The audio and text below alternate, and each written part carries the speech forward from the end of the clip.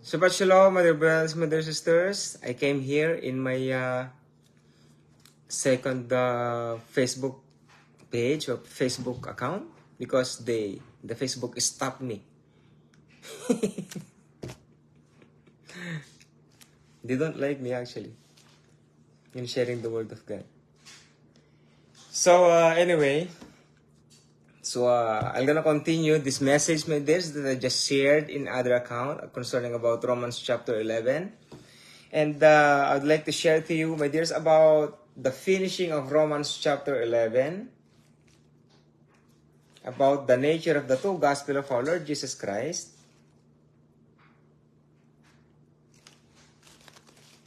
That in the true gospel ministry, salvation can be lost. Salvation can be lost. That's why you cannot boast that I am saved. Hyper grace teaching is demonic. You should not live in hyper grace, my dears, or even do not live in the grace of God. You are done with it. Once you believe the Lord Jesus Christ as your Lord personal Savior, you don't need the grace of God anymore. You don't need. Because if you are transferred into the kingdom of His dear Son, Jesus Christ, my dears, you are no longer in the grace of the living God. You are no longer there. You are already transferred in the kingdom of God. And in the kingdom of God is about righteousness, about maturity, and about holiness, Christ-likeness. My dears, that is why salvation can be lost in the kingdom of God if you don't live according to the will of being a new man. My dears, in the kingdom of God, we must be like a king.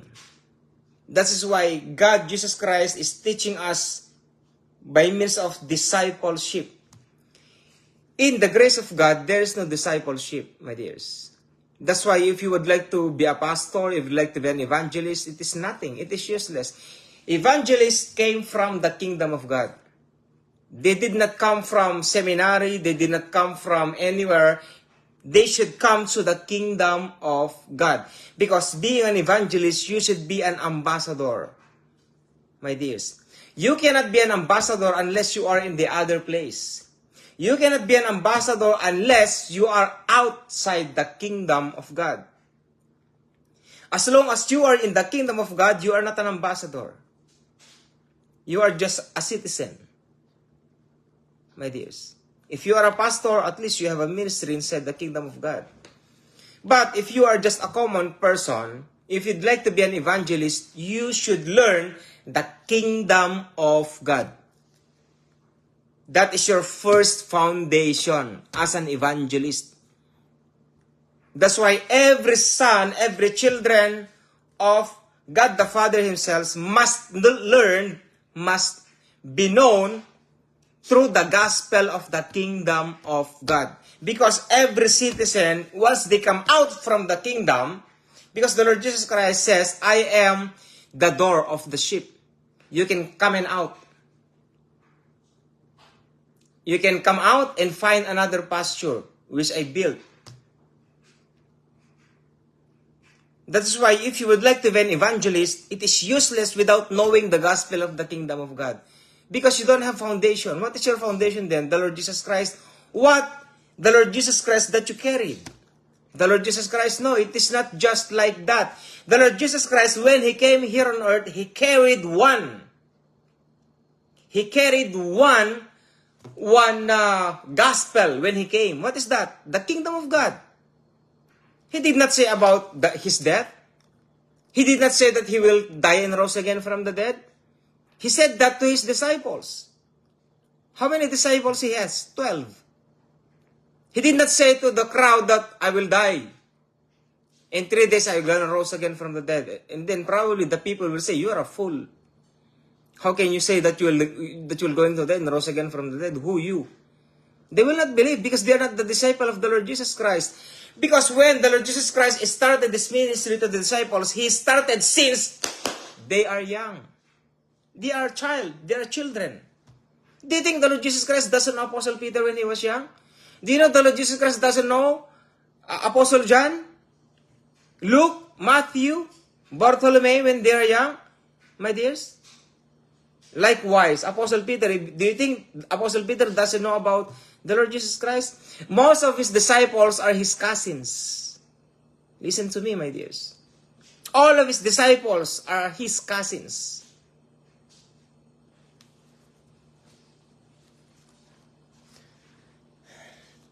So, in the two Gospels, salvation can be lost, my dears. Now, in the Romans chapter 11, if you are an original olive tree, and this is the original olive tree, let's perhaps say it. Original olive tree and wild olive tree is the yellow one. Now, according to Romans chapter 11, if the original olive tree did not believe that Jesus Christ comes in the flesh and He is the Son of God, they will be cut off. They will be cut off. Now, if they will be cut off, where are they going if they die? Tell me, are they going to heaven if they are cut off? Because the Lord Jesus Christ says, I am the true vine, and you are the branches, and my Father is the gardener. Abide in me, and you will bear fruits, and your fruits should remain. But, apart from me, you can do nothing. A branch which not bear fruits will cut down and throw it into the fire. And in the book of Revelation, if you are wishy-washy, I will spit you out. I will spew you out. So what is salvation then? Salvation cannot be lost? If your attitude is salvation cannot be lost, well, you are in a wrong doctrine, my dears. You are in a cult doctrine. Anything that is apart from the Holy Scriptures is cult. Is anti-God. If you're really a Christian, believe everything that is written here. You cannot change it. If your preachers say salvation cannot be lost, he is insane. Do not believe him. He is lost in his mind. He is really lost. My dears, your pastor or your preacher cannot save you. You should save yourself. I'm telling you, you are living in these end times. Worse than the Old Testament. Eyes that have never seen, ears that have never heard. You should have a firm foundation of your faith right now. My dears, Satan is already there. Antichrist is already there. They are preparing, my dears. Anything is going on. Everything is not just, it is not just a natural disaster. They are man-made. My dears, they are man-made. Open your eyes, my dear brothers and my dear sisters. Jesus Christ loves us so much. Don't waste it. I'm telling you, don't waste the blood of the Lord Jesus Christ shed on you, shed on me. Do not waste the body of the Lord Jesus Christ hung on the cross for you and for me, my dears. So if this original branch or this original olive tree, once they don't believe the Lord Jesus Christ will be cut off, how much more you? My dears, their salvation will be gone. Not because of the Lord Jesus Christ, but because of them. Because of unbelief. My dears. Now, if you are a wild olive tree and believe the Lord Jesus Christ as Lord and personal Savior, you will be grafted in. You will be grafted in to the branch came from the people who did not believe the Lord Jesus Christ. My dears. So, for example, this is you. You will be grafted in from the original olive tree. So, you are wild. You are not supposed to be there. But because of the grace of God, because of the free gifts, because of the pardon, because the Lord Jesus Christ died on the cross, you believe Him as your Lord and personal Savior, you will be part of the original olive tree. Not as original, but as a wild olive tree. This is you. Because one of them was cut off. Because of sin, because of unbelief. Well, let's put another one. Pretend that this is you, who don't believe the Lord Jesus Christ as your Lord and personal Savior.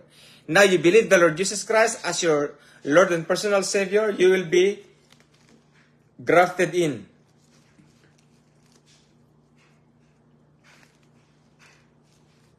Okay, let's put another one. Because I removed 3, so I'm gonna put 3. Okay? Now it's complete. The branches are complete. How about this? How can they go back? Is there an explanation? There is an explanation in the same chapter. Now, once you are part of the original olive tree, all the fatness, all the blessings, all the promises which had given to the Israelites in the spirit realm will be yours too. Every promise written in the Holy Scriptures will come to pass in you, my dears. They are all yours. That's why seek ye first the kingdom of God and His righteousness, and all these things shall be added unto you. Now, is it possible for you to be cut off? Yes. It's written in the Holy Scriptures. I'm gonna read it.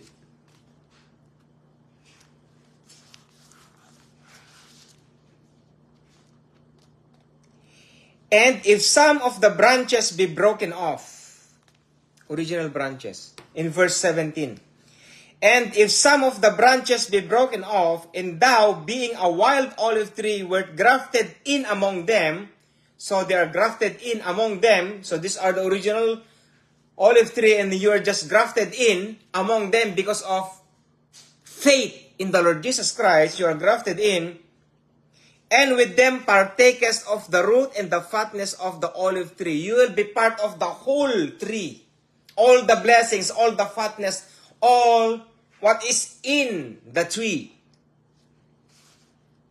Boast not against the branches. Boast not. What does that mean? But if thou boast, thou bearest not the root, but the root thee. Do not boast, because you are not the one who carries the whole tree. You are not carrying the root, but the root carries you, he says. So what does that mean? Do not say that you are anointed person of the living God. Do not say that you are so famous in the kingdom of God.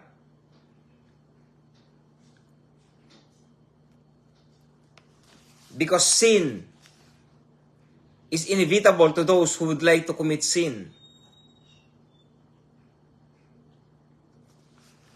Verse 19.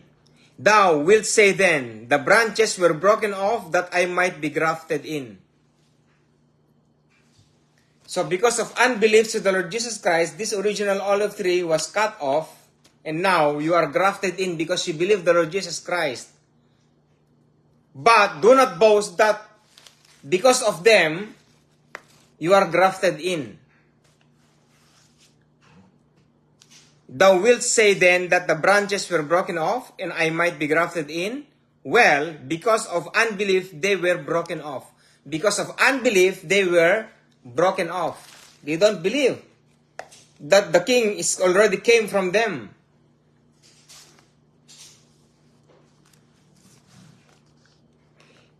For if God spared not the natural branches, if God, who is that God? Not the Lord Jesus Christ. When you say God in the Holy Scriptures, it talks about God the Father, the Almighty God, not the Lord Jesus Christ. Never seen in the New Testament, the word God pertains to the Lord Jesus Christ. Never. When you say God, here in the New Testament, talks about God the Father. Jesus Christ is God, but if you study the Holy Scriptures in New Testament, when you say big God, talks about God the Father.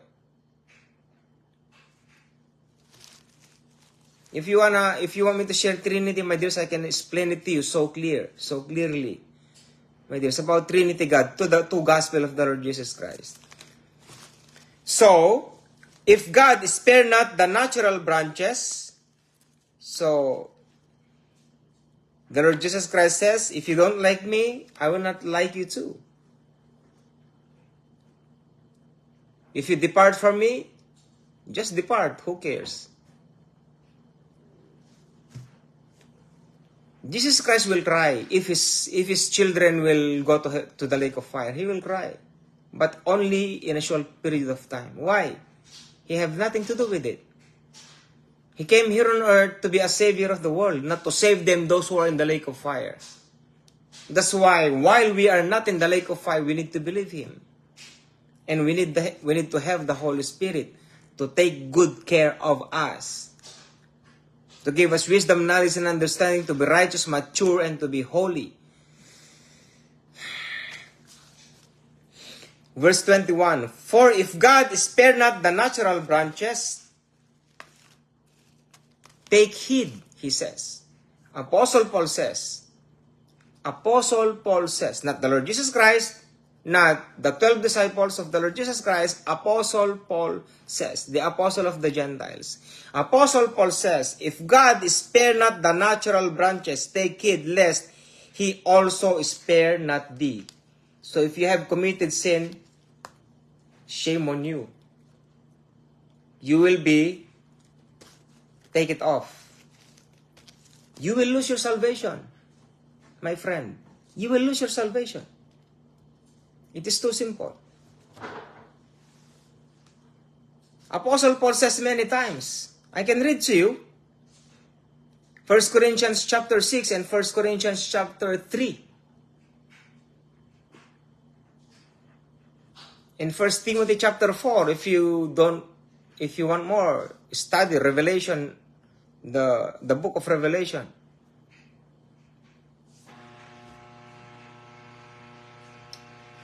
That's the refrigerator.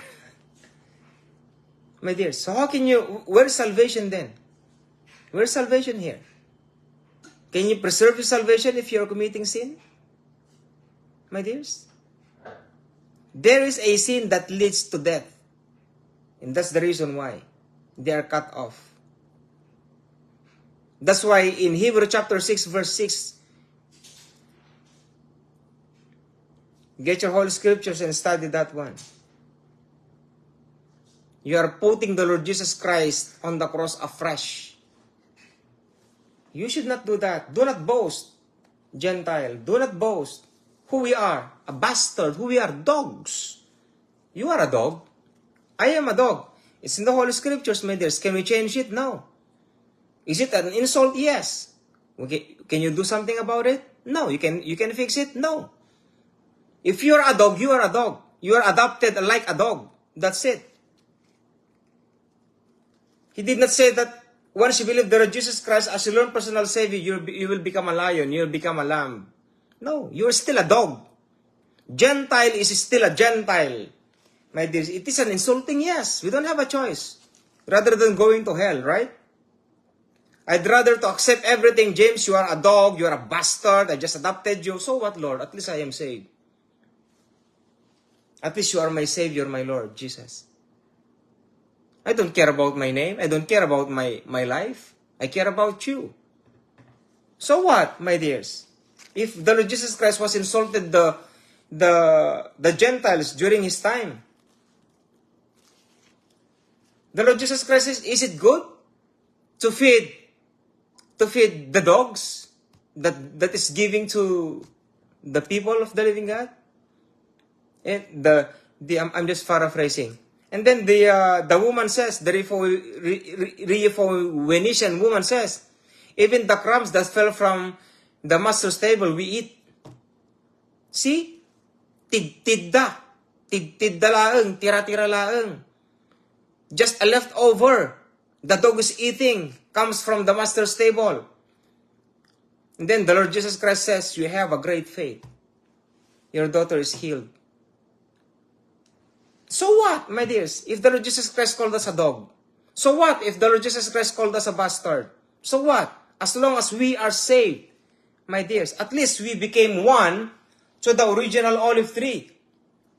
My dears, but take heed lest He also spare not thee. He will not spare us.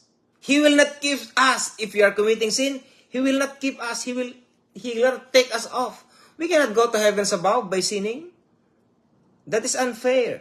God is a judge. God is a just God, my dears. Let us continue. I don't remove it yet. So stay there. Stay in the fatness of the olive tree.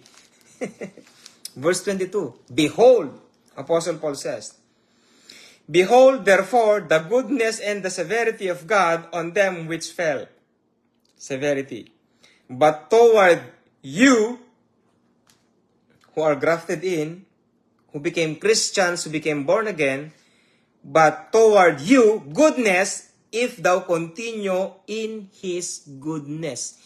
If you will continue in His goodness, you are safe. You are safe. As long as if you are continue in His goodness. Following His footsteps. Otherwise, listen, thou also shall be cut off. If you are disobedience, if you don't believe in righteousness, maturity and faith, who you? Who me? You'll be cut off. So where is salvation then? How can the pastor say that salvation cannot be lost? They're fooling you out, dears. They're fooling you out. They don't believe them. Believe the Holy Scriptures. Anak mong tupay, no, balabalag, bautam. Atang tulakit di pumatay ti taon. If your brother in Christ killed a person, do you think his father will gonna save him? If there is a law? If there is a law, the father cannot do anything. Because, you know what is above God? I will tell you this. What is above God? There is above God, my dears. I'm telling you that. There is above than Almighty God Himself, God the Father. Do you know that? Do you know that?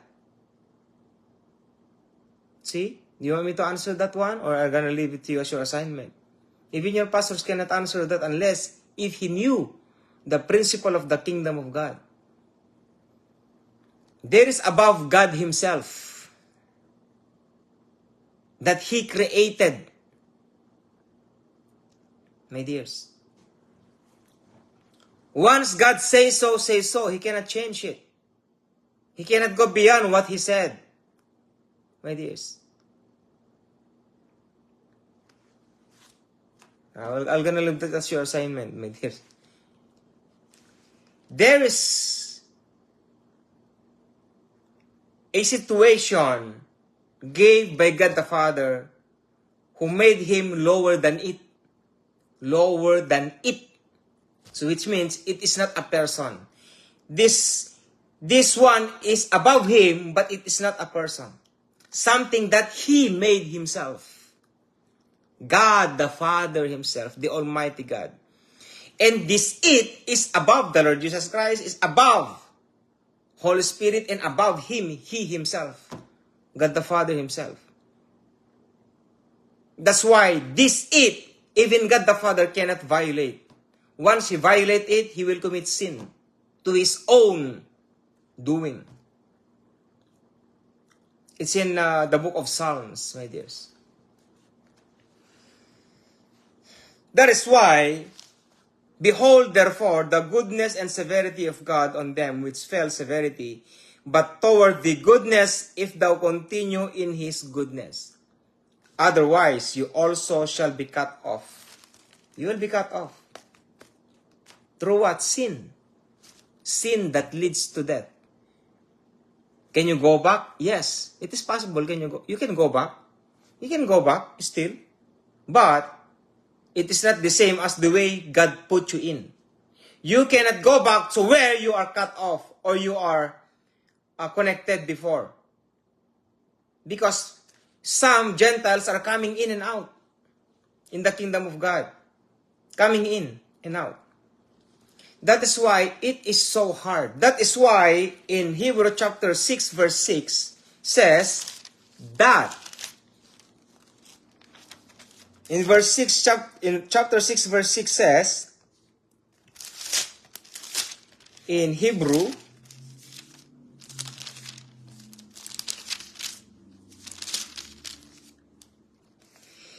if they shall fall away, to renew them again unto repentance, if they shall fall away.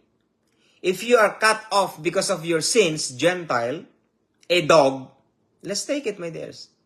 It's okay. It is hurt. Yeah, it's okay. It's normal. That's who we are. We are dogs, eating our own vomits. You are insulted, it's okay. At least you are saved, right? In verse 4, I'm gonna read it. For it is impossible for those who were once enlightened and have tasted of the heavenly gift and were made partakers of the Holy Spirit or Holy Ghost and have tasted the good word of God and the powers of the world to come. If they shall fall away, to renew them again unto repentance, seeing they crucify to themselves the Son of God afresh, and put him to an open shame. So, if you are willing to go back into the kingdom of God, you will putting the Lord Jesus Christ on the cross afresh in an open shame. Can you do that?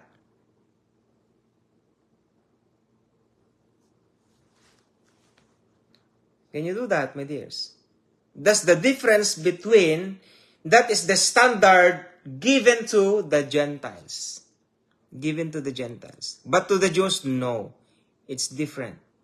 They are not dogs like us, my dears.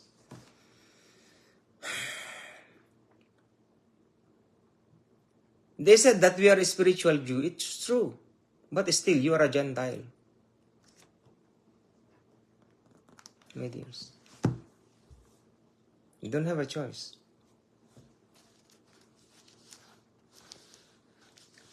Verse 23.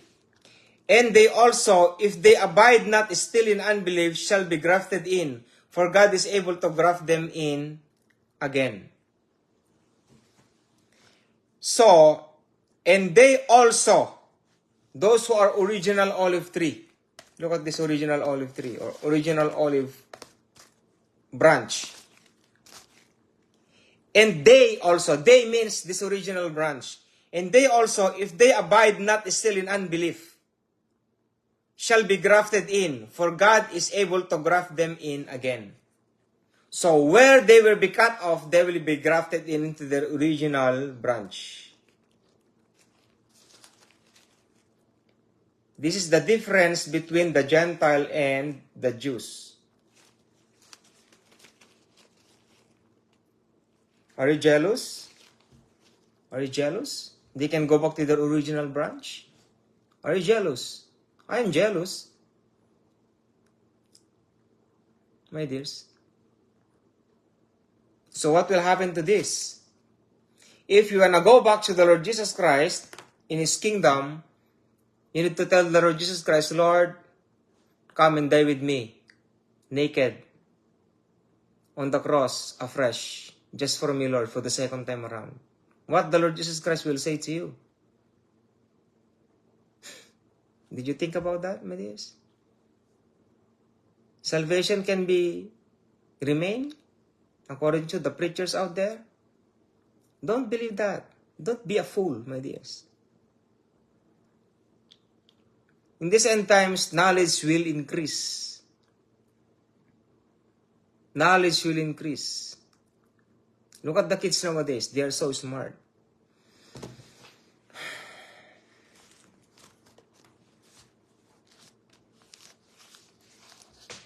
In 24, for if thou wert cut out, so if thou wert cut out of the olive tree which is wilt by nature, and wert grafted contrary to the nature into a good olive tree, how much more shall these which be natural branches be grafted into their own olive tree? So this is like what happened. At least I'm gonna take one. I don't have a choice. Just take that one out. At least there is one. But this one can go back to his original branch. This one can go back.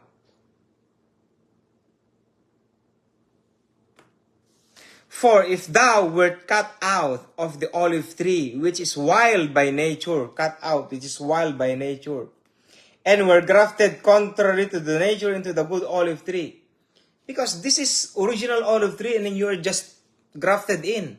So, how special you are, right? Gentile, how special you are. You are unique. You are unique, so special. Not important too much though. How much more shall this, which be the natural branches, be grafted into their own olive tree?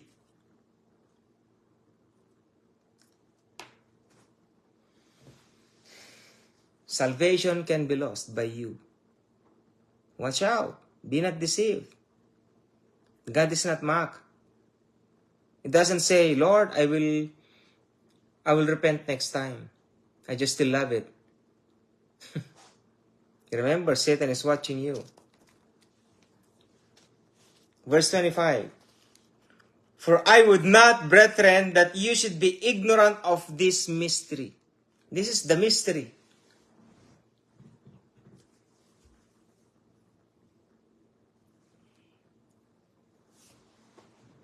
I'm gonna talk about mysteries next time, if God allows me. This is the great mystery, my dears. The angels doesn't know it.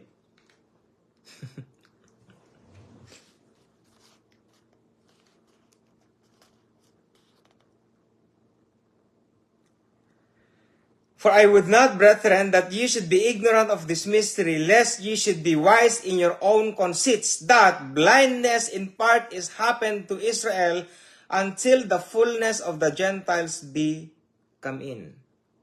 That's so heavy.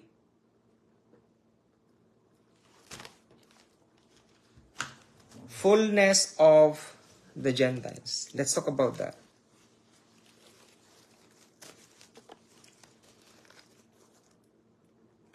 There is a prophecy in the book of Daniel that there is a divine restoration of the church. Those who are theologians out there, they knew what I'm talking about. The 62 weeks times 7. 483 years during the building of the temple, during the time of the Lord Jesus Christ. I don't know how to connect that one, but it was 483 years when the Lord Jesus Christ was crucified on the cross. I have written that. And after the Lord Jesus Christ died on the cross, there is a time out. There is a restoration of the church. There is a restoration of the church. The book of Revelation was made, but it is not yet finished because of the grace of God. The fullness of the Gentiles. So listen carefully. Look into my eyes, my dears, very carefully. Look into my eyes. I pray that we are one of those Gentiles who was chosen in these end times to be part of the nature of the Holy Spirit in the kingdom of God. There is an exact number of the Gentiles in these end times to be part of the kingdom of God that will be resurrected, that will be taken out, rapture.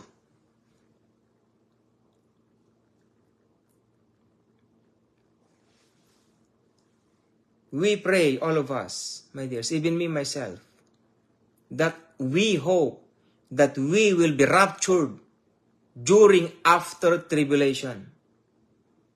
My dears, tribulation is the last purification of faith. Why? Because we will become priests of the Lord Jesus Christ in His kingdom. All of us in the end times. All those people of the living God who will remain, who will be raptured in the end times, they will become priests. You will become a priest. You will not be just a normal citizen of the kingdom.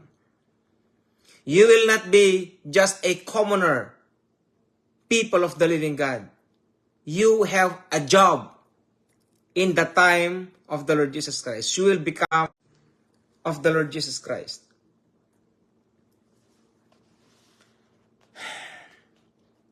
Until the fullness of the Gentiles be come in. And after that, once the fullness of the Gentile will be completed, the gospel of the kingdom of God will preach all over the world. And what is the concern? Not the non-believers. That's why the grace of God will be stopped. Will be stopped. Because God knows the heart of all the people here in this world. In Isaiah 46 verse 10, He is the God of the beginning and the ending. My dears, I am the end of the beginning, He says. I create the end from the beginning. He knows everything in these end times, my dears. He knows everything. He knows who will be raptured. He knows who will be taken out.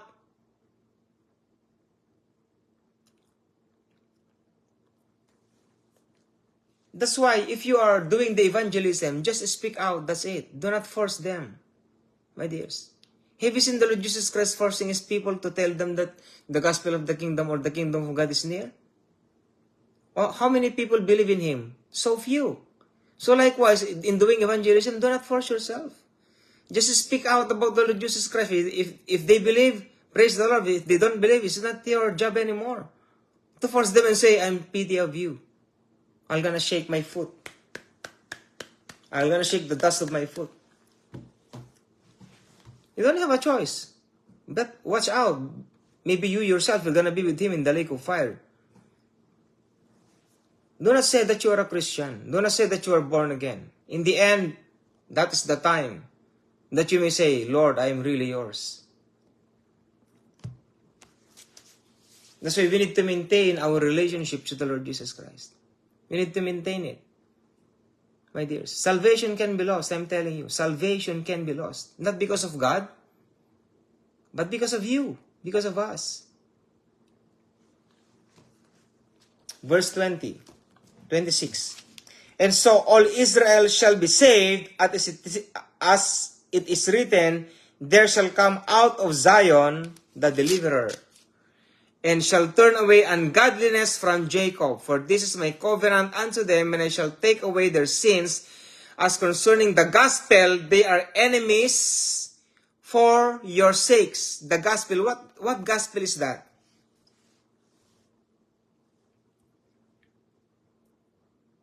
What gospel is that he's talking about?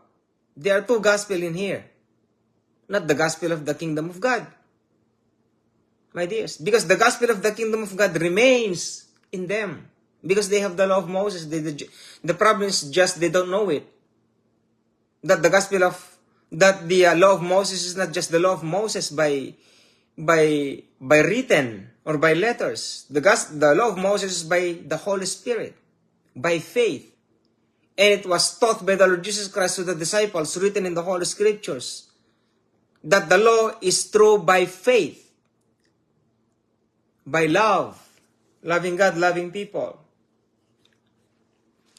And the end of the law is love. The end of the law is Jesus Christ, the Lord Jesus Christ. That's why the law is just our schoolmaster. The law of Moses was made not for... I'm burping. The law of Moses was not made for the godly people. The law of Moses was made to those who are ungodly, those who are sinners.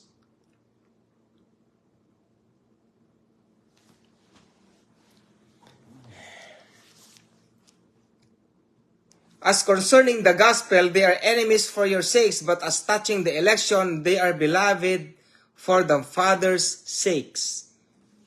For the gifts and calling of God are without repentance. So here it is, the one that I'm telling you. For the gifts and calling of God are without repentance. Do you believe that those pastors who are preachers are preaching in hell?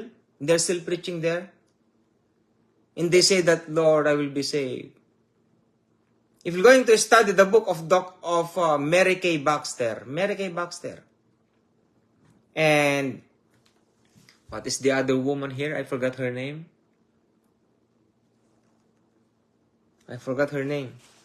From Mexico, if I'm not mistaken. The lady who was taken in hell too. Read the book of Mary Kay Baxter. Pastors are preaching even though they are in hell. They are preaching there. They are in prison. They are preaching there. You know one of the reasons of a pastor who went in hell? He took out the budget of the church and took it for his own gain. They are preaching about money. And when he died, he went in hell. That's why the gifts is useless. My dears, the gifts are useless. What is the important, my dears? The fruit of the Holy Spirit. Love, joy, peace, long-suffering, gentleness, goodness, joy, meekness, and long-sufferings. 9 fruit of the Holy Spirit.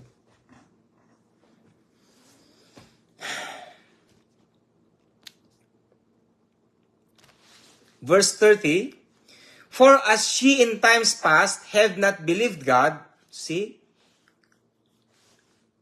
Gentiles don't believe God before. For as ye in times past have not believed God, yet have now obtained mercy through their unbelief. Through their unbelief, you are grafted in to the original olive tree because of their unbelief. Even so have this also now not believed, that through your mercy they also may obtain mercy. Oh, so which means these Gentiles are also praying, Lord, how about these Jews who don't believe you? Lord, we pray that they will be saved also. So because of your mercy, Gentiles, they also may obtain mercy. For God hath concluded them all in unbelief, that he might have mercy upon all. Oh, the depth of the riches both of the wisdom and knowledge of God! How unsearchable are his judgments and his ways past finding out. For who hath known the mind of the Lord, or who hath been his counselor, or who hath first given to him, and it shall be recompensed unto him again? For of him, and through him, and to him are all things, to whom be glory forever. Amen. So that's the Romans chapter 11. That Jesus Christ bless his word. So I'm done sharing to you and teaching to you the Romans chapter 11. My dear brothers and my dear sisters. If you have questions, you can tell me, my dears. I'm willing to answer everything based on the Holy Scriptures. But you need to pray to the Holy Spirit. My dears, talking to me is not easy. My dears, if you will going to talk to me, you need to prepare everything that you have. My dears, I can tell you about the end times ministry. My dears. So, God Jesus Christ bless us all, and Shabbat Shalom. And, yeah, we can pray a little bit about believing the Holy Spirit to come with us, to come with you. So, those who are watching right now, if you think that you don't have the Holy Spirit yet, we will pray for a short period of time, and you may receive the Holy Spirit. Just close your eyes and just follow me. Wherever you are, it's okay. Lord Jesus, I believe my brother James right now preaching your two gospel written in the Holy Scriptures. I don't feel the Holy Spirit. I don't know if I have the Holy Spirit. But to make it sure, my Lord Jesus Christ, my God Jesus Christ, my Lord Jesus Christ, my King Jesus Christ, give me the Holy Spirit right now. Holy Spirit, come in my life right now and lead me and walk with me. Come in me and with me. My God, Holy Spirit, from now on, I will listen to you. Teach me in all the wisdom that I need. Teach me, Holy Spirit, everything that I need in these end times. I want to grow in the faith. I want to be righteous. I want to be matured. And I want to be holy. I want to be like Christ Jesus himself. Amen. That is so simple, my dears. I hope that may the Holy Spirit comes in your life and be part of your life forever. Shabbat Shalom, my dears, and that Jesus Christ bless us all in these end times. Amen and amen.